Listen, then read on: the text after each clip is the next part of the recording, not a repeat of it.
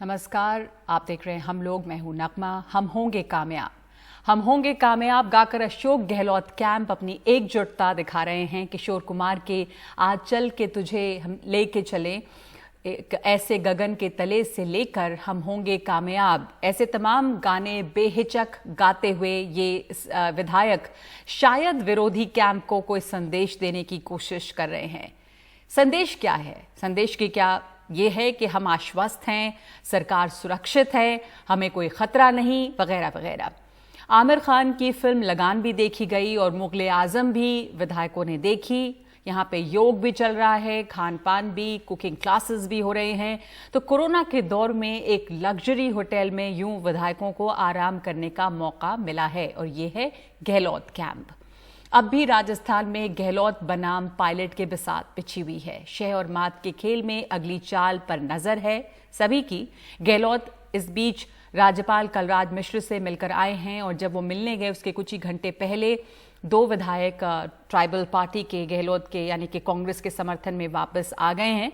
मंगलवार को राजस्थान हाईकोर्ट का जो फैसला आना है कि सचिन और उनके विधायकों के खिलाफ स्पीकर ने जो पार्टी विरोधी गतिविधि में शामिल होने का नोटिस भेजा था वो सही है या नहीं, इसका फैसला आएगा। और ऐसे में एक बड़ा सवाल ये है कि कांग्रेस के पास विकल्प क्या हैं अगर ये फैसला सचिन के पक्ष में आता है तो। और इस पर चर्चा करने के लिए हमारे साथ जुड़ रहे हैं गोविंद सिंह डोटासारा, जो अध्यक्ष हैं राजस्थान कांग्रेस के। बहुत बहुत स्वागत है आपका और धन्यवाद। और इसके अलावा हमारे साथ हैं पीडीटी आचार्य, संविधान विशेषज्ञ, शुभ्रस्ता, राजनीतिक विश्लेषक और जावेद अंसारी, वरिष्ठ पत्रकार। कांग्रेस के पास क्या विकल्प हैं? फैसला जो आने वाला है मंगलवार को। गोविंद सिंह डोटासरा, आप अध्यक्ष हैं राजस्थान कांग्रेस के। हमने देखा कि किस तरह से वहां पे तफरी पार्टी, अभी बहुत अच्छा माहौल है कैंप में गहलोत जी के, मुख्यमंत्री के साथ जो लोग हैं। विकल्प क्या होते हैं मंगलवार के फैसले के बाद? नगमा जी, जो भारतीय जनता पार्टी के द्वारा जो षड्यंत्र रचा गया एक लोकतांत्रिक रूप से चुनी हुई सरकार को गिराने का, उसको बचाना हमारी ड्यूटी भी है, हमारा धर्म भी है। और राजस्थान प्रदेश की जनता भी ये चाहती है कि जो लोकतांत्रिक रूप से चुनी हुई सरकार है वो 5 साल के लिए सरकार चुनी गई है, उसको 5 साल काम करने देना चाहिए। लेकिन जिस प्रकार का षड्यंत्र आपने देखा, जो ऑडियो आए, जिस प्रकार षड्यंत्र हुआ और एक धनबल का प्रयोग करके कुछ हमारे साथियों को बरगलाया गया है, मैं समझता हूँ ये जो इनका षड्यंत्र है वो राजस्थान की जनता के आशीर्वाद से हम कामयाब नहीं होने देंगे। और सरकार पूर्ण बहुमत में है और सरकार 5 साल काम करेगी। सचिन के पक्ष में अगर फैसला आता है, ऐसे में क्या विकल्प हैं? दूसरा ये कि क्या विधानसभा सत्र बुलाया जाएगा? नहीं, पक्ष या विपक्ष की बात नहीं है। जो कानून है, जो संविधान कहता है कि अगर कोई व्हीप की पालना नहीं करते हैं तो उसकी मुख्य सचेतक जो है वो उनको सूचना देता है माननीय स्पीकर महोदय को, और स्पीकर महोदय जो है वो नोटिस दे करके उनको डिस्क्वालीफाइड करने का फैसला सुनाते हैं। तो मैं समझता हूँ उस नोटिस को चुनौती देने का इनको कोई अधिकार नहीं था। इनको पार्टी में आना चाहिए था, पार्टी में आकर के जवाब देना चाहिए था कि हम इस वजह से नहीं आ सके, अब हम पार्टी के लिए तैयार हैं। तो मैं समझता हूँ ये नौबत ही नहीं आती। लेकिन चूंकि जब माननीय स्पीकर महोदय ने जब नोटिस दिया है तो वो जवाब उनको देंगे नहीं देंगे, या स्पीकर महोदय क्या फैसला देते हैं, मैं समझता हूँ वो उनके ऊपर निर्भर है। लेकिन माननीय उच्च न्यायालय में जो दी गई है उसका हमने विरोध किया है कि आपको नोटिस के ऊपर सुनने का कोई अधिकार नहीं है। ये माननीय स्पीकर महोदय का जो है वो ही प्रोगेटिव है कि वही फैसला देंगे कि इनकी सदस्यता जाएगी या नहीं जाएगी। ठीक है, उस स्पीकर महोदय का प्रोगेटिव है कि सदस्यता जाएगी या नहीं। गोविंद सिंह जी, क्या विधानसभा सत्र बुलाया जा सकता है? हम हर चीज के लिए तैयार हैं, हमारे पास पूर्ण बहुमत है और चुनी हुई सरकार चल रही है। और यहाँ से हम लोग कोरोना का हो चाहे डिपार्टमेंट का हो, हम लोग काम भी कर रहे हैं, जनता की समस्याएं सुन रहे हैं। लेकिन भारतीय जनता पार्टी जो एनडीए गवर्नमेंट में माननीय गजेंद्र सिंह जी हैं, उनको राजस्थान की जनता ने जल संसाधन मंत्री बना करके पानी की गंगा बहाने के लिए भेजा था। वो यहाँ पर भ्रष्टाचार की गंगा बहाने लग गए। तो ये मैं समझता हूँ पूरी जनता, पूरा देश देख रहा है कि इनके किस तरीके से क्या ऑडियो आए हैं, तथाकथित ऑडियो जो भी आए हैं। तो मैं समझता हूं जनता का जब आशीर्वाद रहता है तो किसी सरकार का कोई खतरा नहीं है। और हम हर तरीके से तैयार हैं। माननीय मुख्यमंत्री जी ने मिलकर के माननीय राज्यपाल महोदय को पूरी वस्तुस्थिति बता दी है कि आप जिस तरीके से चलना चाहते हैं, जिस तरीके से वो लोग बाग, क्योंकि आज तक गुलाब चंद जी कटारिया नेता प्रतिपक्ष ने कहीं ये लिख के नहीं दिया है या किसी सदस्य ने ये नहीं लिख के दिया कि हमारे पास 101 है, ये गहलोत सरकार अल्पमत में है। तो मैं समझता हूँ ऐसी कोई बात ही नहीं है। ये बाड़े में बंद होना, ले जाना, उनको तरह तरह के प्रलोभन देना, उससे किसी सरकार को कोई खतरा नहीं हो सकता। जी हाँ, लेकिन आपके यहाँ जो विधायक हैं वो भी काफ़ी हम देख रहे हैं लग्जरी होटल में समय आराम कर रहे हैं, गाने गा रहे हैं। क्या संदेश यहाँ से निकल के आ रहा है गोविंद सिंह जी? इसके पहले कि मैं शुभ्रता के पास चलूँ, आप जो आरोप लगा रहे हैं जी।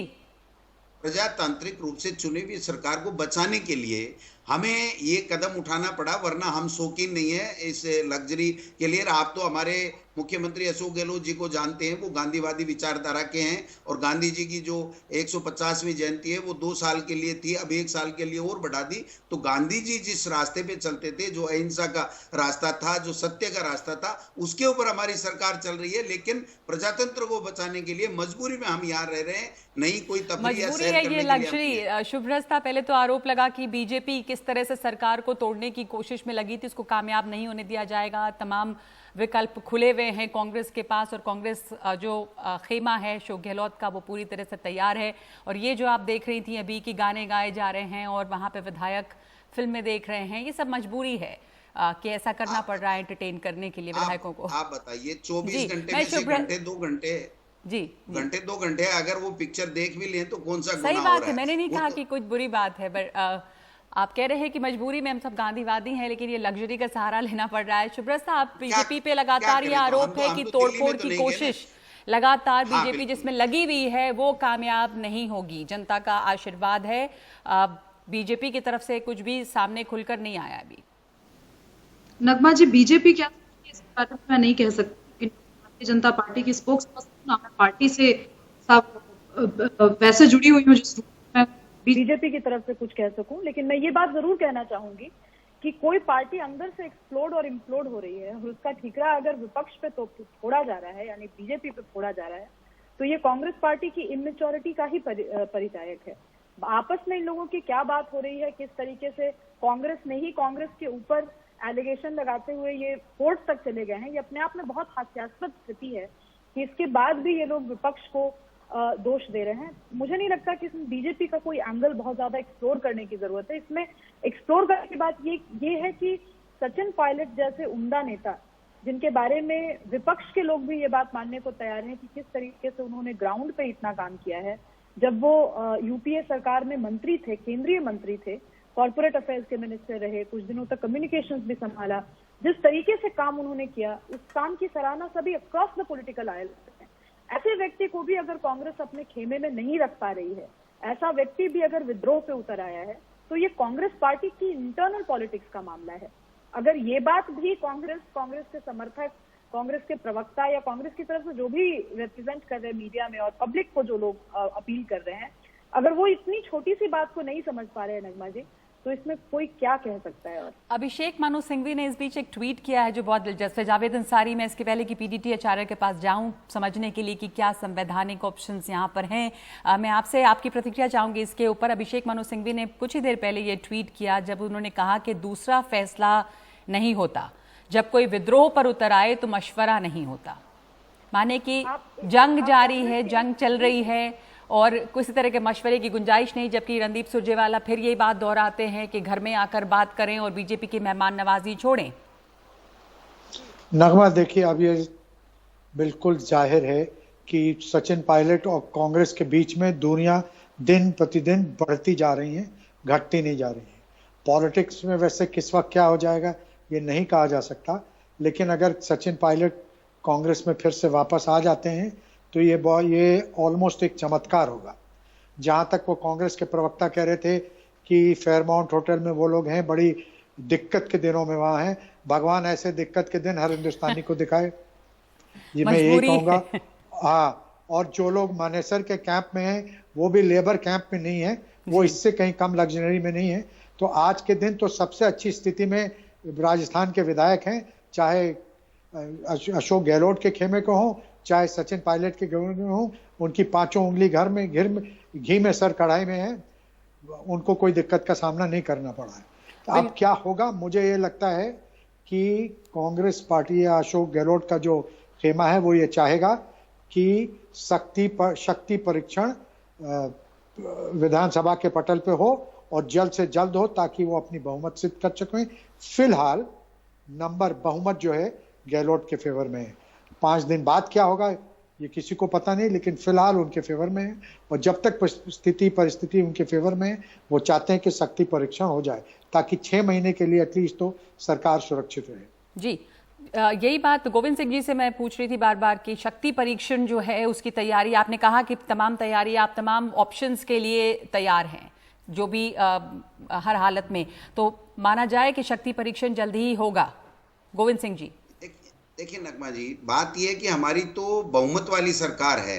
किसी ने आज की तारीख तक न तो नेता प्रतिपक्ष ने पर या खतरा किसी तो भी बना हुआ है, मेंबर ने- आंकड़े दिए जा रहे हैं, तभी तो फेयरमाउंट होटल में आपने कहा कि मजबूरी आंकड़े है, कहाँ लोकतंत्र दे को रहे हैं? बचाने के लिए कहाँ दे लोगों को रहे हैं? पकड़ के ही रखा गया है, तो डर तो बना हुआ है ना, तो शक्ति परीक्षण हो जाए जल्दी। बीजेपी के तो बेहतर हैं। ये एक तरफ से तो लोग बाग कह रहे हैं कि साहब ये तो कांग्रेस का झगड़ा है, तो फिर बीजेपी की तो सरकार बन नहीं रही है। हाँ। निर्दलियों की सरकार बन नहीं रही है। कांग्रेस की सरकार है, उसको किसी ने चैलेंज किया नहीं। 101 की संख्या माननीय राज्यपाल महोदय को किसी दूसरे व्यक्ति ने दी नहीं, तो बहुमत तो हमारे साथ में है।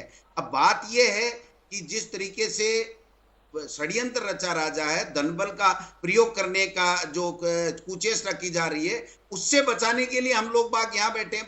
बाकी तो कोई दिक्कत है ही नहीं, बहुमत की सरकार है हमारी। तो ये डर है ना कि अगर बाहर रहते तो खरीद फरोख्त, लोगों को वर्गलाना, बहकाना, ये सब खतरा हो सकता है। ये हुआ ही है ना, तभी तो हमारे कुछ शादी चले गए, वरना क्यों जाते आप बताइए। एसओजी में मुकदमा क्यों दर्ज होता, 2-2 मुकदमे दर्ज क्यों होते? अगर कोई बात ही नहीं थी तो एफआईआर ऐसे ही लॉन्च हो गई, ऐसे ही एसओजी ने जांच चालू कर दी। कोई ना कोई तो है, अब वो आकर के बताएं कि भाई ये हमारी स्थिति है। विधायक तो ने उनको कहा ना हरियाणा कि जब हम पुलिस का कांग्रेस सवाल में आए थे तो भी तो हमें पैसे दिए गए थे। जब आप कह रहे हैं कि उनको पैसे दिए गए और वो चले गए, तो जवाब भी आया था कि पहले भी पैसे मिले थे तब हम आए थे साथ। नहीं तो बिना पैसे आए थे, इतना अच्छा लीडर था, तो फिर अब भक्के क्यों गए? उस लीडरशिप की नेतृत्व ऐसे क्यों भक्के गए? जब वो आए थे तो सोच समझ के आए थे। 5 साल के नहीं, उन्होंने कहा पैसे के लिए, उन्होंने कहा तब भी पैसे देकर ही आए थे। बहरहाल हम इसके आगे ऊपर उसके संवैधानिक पहलू पर एक बार बात करने पर लौटेंगे। पीडीटी आचार्य भी हमारे साथ हैं। अशोक गहलोत साहब अगर विधानसभा का सत्र बुलाते हैं, और ऐसी खबरें सूत्रों से आती हैं कि इस हफ्ते बुलाया जा सकता है, तो क्या इसमें लगता है कि ऑप्शंस क्या हैं? क्योंकि पायलट खेमा अगर विप का उल्लंघन करेगा, विप जारी की जाती है अगर, और पायलट का जो खेमा उनके साथ जितने विधायक हैं वो वहां नहीं पहुंचते हैं, तो क्या सूरत उभर कर आएगी? वो अयोग्य घोषित किए जाएंगे, और तब किस तरह से गहलोत का कैंप जो है उसको फायदा होगा? पीडीटी आचार्य, देखिए, जब विधानसभा में बहुमत साबित हो जाएगा और विधानसभा में जो वोटिंग होगी उसमें अगर ये जो रेबल कांग्रेसमैन है वो वोट नहीं देंगे, वो तो फिर उनको अयोग्य घोषित किया जाएगा। उसका जो प्रोसीजर है उसके अनुसार वो तो होगा। लेकिन अभी जो चल रहा है, स्पीकर ने जो नोटिस दिया है उसके ऊपर जो चैलेंज है हाई कोर्ट में, ये मेरे ख्याल से ये ठीक नहीं है, ये कानून के अनुसार नहीं है। क्योंकि स्पीकर ने जो नोटिस दिया है वो बिल्कुल रूल्स के मुताबिक है। क्योंकि स्पीकर को यही करना होता है। कोई पिटीशन देते हैं स्पीकर को, तो उसके बाद स्पीकर उसको इसकी जांच करते हैं, वो देखते हैं कि वो रूल्स के मुताबिक है, तो फिर नोटिस भेज देते हैं सबको। ये रूल के मुताबिक है जी। पर आप कह रहे हैं कि स्पीकर का नोटिस बिल्कुल दुरुस्त है। जो इसको चैलेंज कर रहा है, जो खेमा, उनका कहना है कि पार्टी विरोधी गतिविधि में जब वो शामिल ही नहीं हुए, तो ये इस नोटिस का औचित्य क्या है?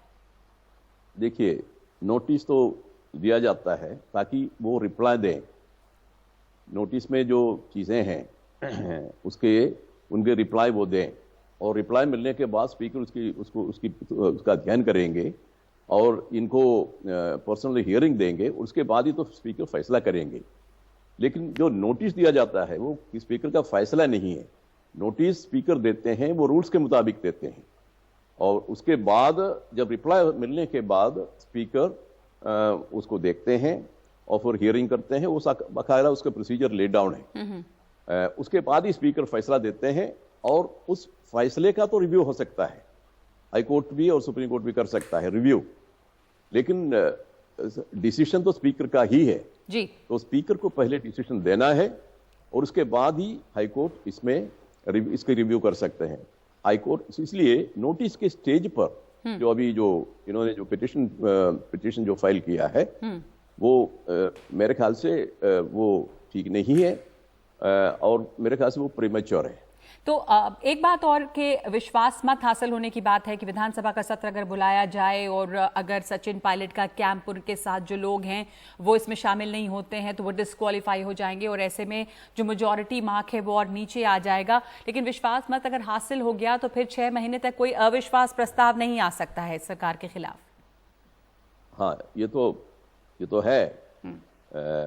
तो अगर इनका बहुमत साबित हो जाता है तो फिर उसमें फिर क्या है, फिर 5-6 अगले सत्र, जो अगला सत्र है, 6 महीना नहीं है, अगला जो सत्र है उसमें अविश्वास प्रस्ताव आ सकता है। जी, 6 महीने की हाँ।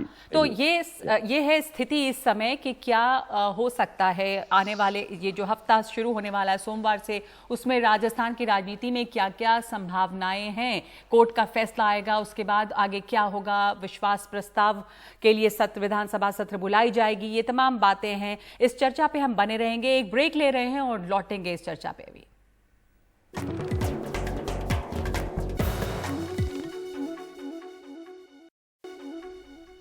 हम लोग में हम चर्चा करें राजस्थान की राजनीति की, जहां पर मसला अभी भी बना हुआ है गहलोत बनाम सचिन पायलट और राजस्थान में चल रहे सियासी ड्रामे पर बीजेपी नेता और पूर्व मुख्यमंत्री वसुंधरा राजे ने अशोक गहलोत सरकार पर निशाना साधते हुए कहा कि ये दुर्भाग्यपूर्ण है कि आंतरिक कलह जो कांग्रेस में है उसकी वजह से इतना नुकसान हो रहा है राजस्थान की जनता का। जब कोरोना से लोग परेशान हैं, जब टिड्डी दल के हमले किसान झेल रहे हैं, ऐसे समय में जब राजस्थान में बिजली की समस्या चरम पर है, कांग्रेस के आंतरिक कलह की वजह से राजस्थान की जनता जो है वो परेशान है। इस समय एक बात और रणदीप सुरजेवाला ने जो कही उस पर मैं, शुभ्रता, मुझे मालूम है आप बीजेपी की प्रवक्ता नहीं है, पर एक बतौर एक एनालिस्ट इसको आप कैसे देख रही हैं जब वो कहते हैं कि बातचीत तो घर में होगी और सचिन पायलट जो हैं वो मेहमान नवाजी छोड़े। ये बात बार बार कांग्रेस की तरफ से आ रही है कि बीजेपी उन्हें होस्ट कर रही है, बीजेपी की मेहमान नवाजी का आनंद उठा रहे हैं सचिन पायलट और के कैंप के जो विधायक हैं। तो बीजेपी इसमें उसका क्या रोल दिख रहा है आपको? क्या वो एक मूक दर्शक है इसमें कि कुछ उसकी भी नजर बनी हुई है स्थिति पर? नगमा जी, नजर तो ऑब्वियसली बनी हुई होनी चाहिए, बनी हुई है या नहीं मैं तो नहीं कह सकती, पर मुझे लगता है पॉलिटिकल पार्टी है भाजपा, सामाजिक सिर्फ कार्यकर्ताओं का समूह तो नहीं है भारतीय जनता पार्टी। तो निश्चित रूप से इस अपॉर्चुनिटी का फायदा उठाने के लिए देश का कोई भी विपक्ष आगे आएगा। लेकिन जिस तरीके की बयानबाजी कांग्रेस पार्टी की तरफ से की जा रही है, ओपनली ये समझाया जा रहा है, बताया जा रहा है, आधिकारिक तौर पे कहा जा रहा है कि कांग्रेस के नेता इतने कमजोर हैं कि उनके अब ऐसे नेता जिनको वो यूनियन मिनिस्टर बना के रख चुके, ऐसे नेता जिन्होंने राजस्थान की जीत में सचिन पायलट का बहुत बड़ा योगदान है, ऐसे नेता भी अगर बीजेपी क्रॉस ओवर कर सकते हैं तो ये बीजेपी के लिए नहीं, ये कांग्रेस के लिए बहुत बड़ा, उनकी कमजोरी के लिए एक बहुत बड़ा स्टेटमेंट है। जी, कांग्रेस के लिए ये बड़ी कमजोरी है। इस समय बीजेपी के खेमे से सचिन पायलट के लिए हमदर्दी की आवाज वैसे ज्यादा सुनाई दे रही है। जावेद, आप इस पर आपकी टिप्पणी क्या है? हम कितने अच्छे नेता हैं सचिन पायलट? ये कांग्रेस की तरफ से तो हमने पहले भी इतना नहीं सुना था जितना अब हम बीजेपी की तरफ से सुन रहे हैं कि विपक्ष भी उनकी इतनी तारीफ कर रहा है और कैसे कांग्रेस ने उनकी अनदेखी कर दी है। देखिए, सचिन पायलट बहुत अच्छे नेता हो गए बीजेपी की निगाहों में जब से वो कांग्रेस से दूर हो गए। जब तक वो कांग्रेस में थे बीजेपी उन पे खूब निशाना सुबह शाम दोपहर साधती थी। अब सारे पाप धुल गए, उन्होंने गंगा, और जिस दिन वो बीजेपी ज्वाइन कर लेंगे उस दिन वो गंगा नहा लेंगे।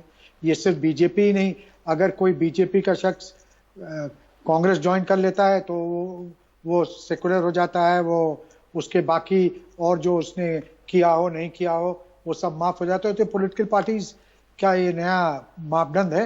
आप उनके साथ हैं तो सब कुछ ठीक, नहीं है तो आप you are the devil incarnate. जहां तक दूसरा सवाल है कि सचिन पायलट क्या करेंगे या कितने दोषी हैं, बहरहाल सचिन पायलट जो भी करेंगे वो कांग्रेस में तो मुझे नहीं लगता कि वो वापस आएंगे। सचिन पायलट की तरफ से बिल्कुल खामोशी है जावेद साहब अभी तक, और सोर्सेज के क्योंकि हवाले से वो- तमाम खबरें आती रहती हैं, सब पूछते हैं कि वो एकदम खामोश हैं, ऑप्शन क्या है, विकल्प क्या है उनके पास। आप जैसे बार बार कह रहे हैं कि वो कांग्रेस में लौट नहीं सकते अब जो हालात हैं, तो बीजेपी में वो बार बार कहते हैं कि हम बीजेपी में जाएंगे नहीं। क्या वो अब सिर्फ समय का इंतजार कर रहे हैं, समय को गुजरने दे रहे हैं? नहीं, सबसे बड़ी बात उनके सामने ये है कि परसों कोर्ट का क्या फैसला होगा। कोर्ट से अगर और कोई रिलीफ मिल जाए, ये जो 2 दिन के रिलीफ मिला था उसके अलावा, तो वो बहुत खुश होंगे। उनको टाइम चाहिए, क्योंकि ये तो जाहिर है कि उनके पास जो 30 या 32 एमएलए नहीं हैं, जो नंबर चाहिए सरकार बनाने के लिए उतने नहीं है। कोर्ट का फैसला अगर उनके हक में आता है, अगर मंगलवार को कोर्ट का फैसला उनके हक में आता है, तो क्या उन्हें फायदा, इससे कितना क्या फायदा होता हुआ दिख रहा है? कितने दिन का फायदा? उनको फायदा ये होगा कि उनको कुछ टाइम मिल जाएगा, और जो गहलोत कैंप में जो 2 एमएलए और भी हैं, उनको वो कोशिश करेंगे, उन पे काम करेंगे बीजेपी की मदद से कि उनको तोड़ के अपने खेमे में लाया। और अगर फौरन ही सत्ता, अगर कोर्ट इंटरवीन नहीं करती है और स्पीकर फ्लोर टेस्ट ऑर्डर कर देते हैं, तो फिर तो दूध का दूध और पानी का पानी हो जाएगा। कि आज जो वस्तुस्थिति है वो यही है कि सचिन पायलट के साथ उतने नंबर नहीं है जिसके भरोसे वो सरकार को गिरा सके। और अगर सरकार अभी बच जाती है तो 2-4 महीने का मौका मिलेगा। Chief minister, sitting chief minister हैं, वो अपना असर, अपना रसूख अपना बहलाएंगे, फुसलाएंगे, हो सकता है अपनी तादाद में और इजाफा करा लें। जी, पीडीटी आचार्य, अगर फैसला जो है सचिन पायलट के हक में आता है, आप पहले भी इस बात को समझा रहे थे, पर अगर फैसला ये आता है कि जो उन्हें नोटिस दिया गया वो सही नहीं था, कोई पार्टी विरोधी गतिविधि में वो शामिल नहीं थे, तो वैसे में अशोक गहलोत कैंप के लिए और क्या अगर विधानसभा सत्र बुलाया जाता है, फ्लोर टेस्ट होता है, और अगर ये वहाँ मौजूद नहीं होते और ये विप के खिलाफ जाते हैं, तो सचिन पायलट को किस तरह का फायदा मिलता हुआ आपको दिखता है कोर्ट का फैसला अगर उनके हक में भी आता है? तो देखिए, ये जो जैसे मैंने पहले एक्सप्लेन किया है, कोर्ट इस मामले में एक ही फैसला दे सकता है, वो यही है कि ये नोटिस बिल्कुल वैलिड है और स्पीकर को डिसाइड करने दो, और उसके बाद स्पीकर के फैसले के बाद अगर आपको कोई प्रॉब्लम है तो आ जाइए, हम इसको रिव्यू करेंगे। कोर्ट तो यही कह सकता है, क्योंकि सुप्रीम कोर्ट ने कई मामलों में इन चीजों को स्पष्ट कर दिया है कि जो नोटिस के टाइम पर कोर्ट इंटरवीन नहीं करेगा। ये तो एक सुप्रीम कोर्ट का जो पोजीशन है वो काफी क्लियर है, इसलिए हाई कोर्ट भी वही करेगा। हाई कोर्ट तो सुप्रीम कोर्ट के फैसले के खिलाफ तो नहीं जाएगा, तो इसलिए आपने जो सवाल किया है उसकी कोई संभावना नहीं है। अच्छा, जो तो हाई कोर्ट आप कह रहे हैं कि इसकी संभावना नहीं है कि फैसला, यानी कि जो नोटिस है उसको गलत ठहरा दे कोर्ट, कि गलत नोटिस दिया गया, वो कहेंगे नोटिस सही है और स्पीकर पे ये रहेगा कि वो क्या फैसला लेते हैं। हाँ, स्पीकर फैसला देंगे, ठीक है, और उसके बाद हाई कोर्ट इसको रिव्यू कर सकते हैं। हाई कोर्ट का पूरा पावर है, उसमें कोई डाउट नहीं है, लेकिन उसके पहले नहीं है। तो स्पीकर को फैसला देना है और स्पीकर के फैसले के बाद ही कोर्ट उसमें आ सकता है, कोर्ट उसमें रिव्यू कर सकता है। ठीक है, तो कॉन्स्टिट्यूशनल पोजीशन तो यही है। जी जी जी, अब सारा दारोमदार जो है वो स्पीकर पे है, तो अब देखना होगा कि स्पीकर क्या फैसला इसमें लेते हैं, और ये बहुत ज़्यादा इसमें गुंजाइश नहीं है शक और संशय की कि स्पीकर का फैसला किसके हक में हो सकता है, पर इस पर हम चर्चा करेंगे इस ब्रेक के बाद।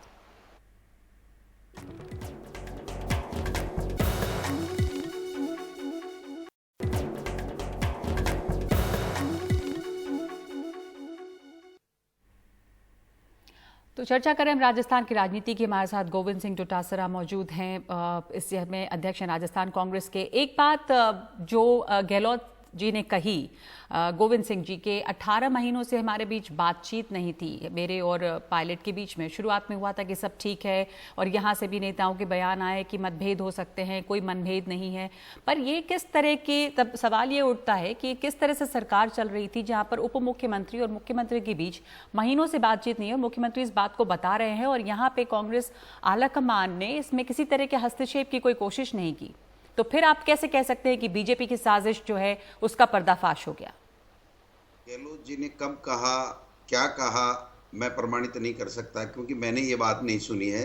लेकिन जो भी विभिन्न कार्यक्रम होते थे, पार्टी के होते थे, सरकार के होते थे, उसमें निश्चित रूप से उप मुख्यमंत्री जी और मुख्यमंत्री जी साथ होते थे और जो कॉन्फ्रेंस कोरोना को लेकर के होती थी उसमें भी वो ज्वाइन करते थे, अपने विचार रखते थे।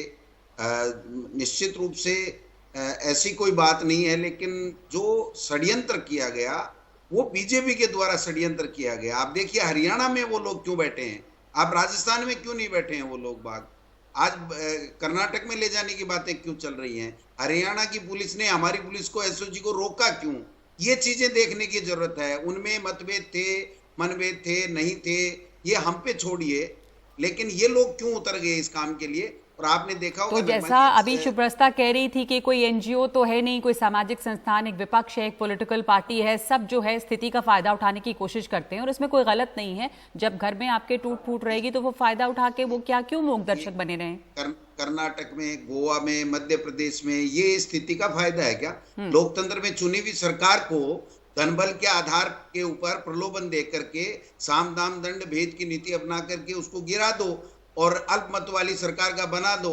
आप देखा महाराष्ट्र में कब 4 बजे उठाया गया महामहिम राज्यपाल को, 6 बजे 7 बजे शपथ दिलाई गई, मोदी जी 8 बजे ट्वीट कर रहे हैं, शाम को वापस गिर रही है सरकार। ये क्या ये मौके का फायदा है क्या? ये तो प्रजातंत्र को की हत्या करने का काम है और हत्या जो करता है उसको पूरी देश की जनता देख रही है। इनके दिन ज्यादा दिन ऐसे चलने वाले नहीं। आप देखिए, अब आप देखिए ना क्या स्थितियां बन रही है इनकी। वसुंधरा जी ने एक ट्वीट ये भी कहा है कि मेरी निष्ठा के ऊपर सवाल उठाया जा रहा है और हमको इस तरह के कीचड़ में नहीं पड़ना चाहिए। किस तरह का कीचड़ कि प्रजातांत्रिक रूप से चुनी हुई सरकार को गिराने का किसी तरीके से हमारी भारतीय जनता पार्टी पर जावेद अंसारी, आपका क्या आकलन है? गोविंद सिंह जी लगातार ये कह रहे हैं कि बीजेपी का षड्यंत्र और पर्दाफाश हुआ और तभी, क्योंकि ये देखने वाली बात है कि वो क्यों हरियाणा में बैठे हुए हैं, क्यों कर्नाटक की बात हो रही है। तो षड्यंत्र बीजेपी का अगर है, जैसा अभी शुभ्रस्ता कह रही थी कि षड्यंत्र अगर कोई इस तरह की स्थिति पैदा होती है तो कोई भी पॉलिटिकल पार्टी उसका फायदा उठाने की कोशिश करेगी। पर यह बात जब सामने आई कि गहलोत जी ने कहा कि मुख्यमंत्री और उप मुख्यमंत्री के बीच में महीनों से बातचीत नहीं थी, ऐसे में यहाँ कांग्रेस आलाकमान के ऊपर लगातार चर्चा हो रही है पिछले एक हफ्ते से, जब से राजस्थान का मामला सामने आया है कि राहुल गांधी के प्रोग्राम्स, राहुल गांधी के वीडियोस आते हैं, वो चीन पर बात कर रहे हैं, पॉलिसीज पे बात कर रहे हैं, कोरोना पे बात कर रहे हैं। यहाँ पे उनकी जो सरकार कांग्रेस पार्टी की जहां जहां है वहां जिस तरह का संकट है, उसमें कोई अर्जेंसी दिख रही है क्या ये उसका मसला हल करने में? नगमा, देखिए, एक बुनियादी गलती हुई कांग्रेस आला कमान से। जब सरकार बनी थी और अशोक जी की शपथ ग्रहण हुआ एज चीफ मिनिस्टर, उसके बाद ये जग जाहिर था कि सचिन पायलट नाखुश हैं। उसी वक्त इनको दोनों लोगों को, ये दोनों दिग्गज नेताओं को साथ बैठा के बात करानी चाहिए थी, अपने सामने आला कमान को बात करानी चाहिए थी और ये दोनों को समझाना चाहिए कि देखिए, आप दोनों को साथ काम करना है, इसके अलावा कोई विकल्प नहीं है।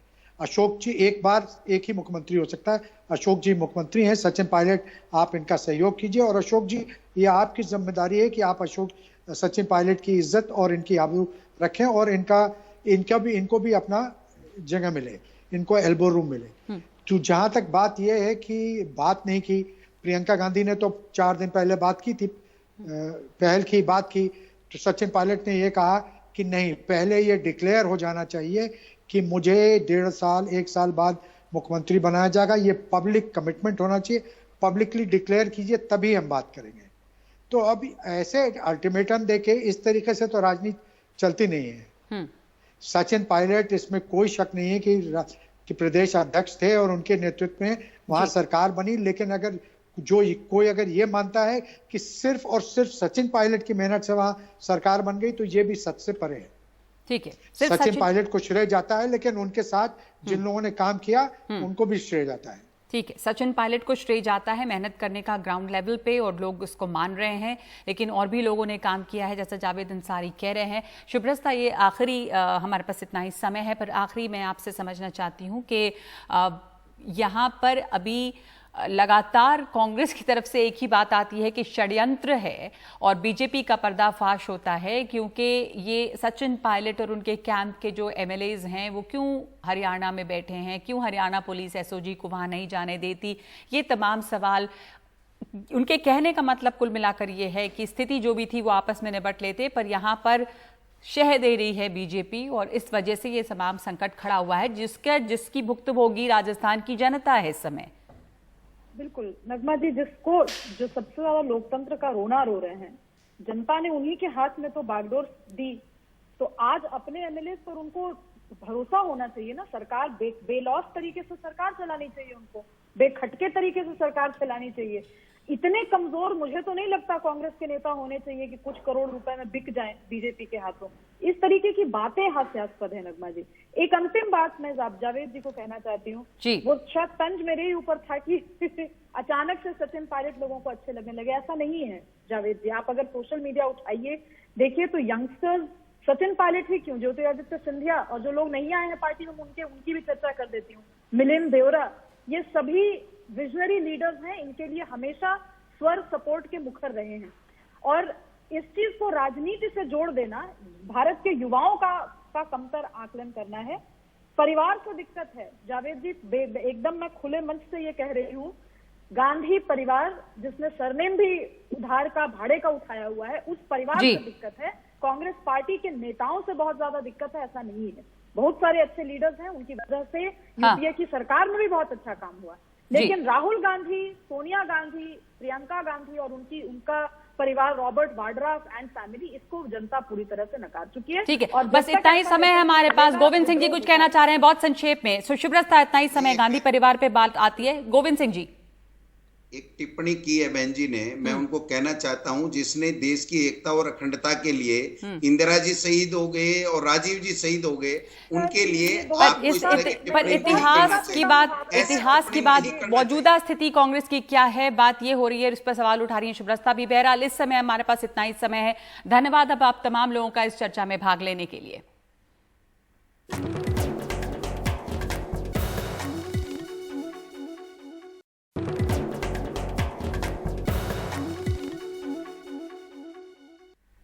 तो राजस्थान की राजनीति में अभी भी समस्या बनी हुई है, और अब नजर है कि मंगलवार को कोर्ट का क्या फैसला आता है और उसके बाद स्पीकर के क्या आदेश आते हैं। उस पर निर्भर करेगा कि अगला कदम क्या होगा, क्या विधानसभा सत्र बुलाया जाएगा और विश्वास मत ऐसे में पारित होगा या नहीं।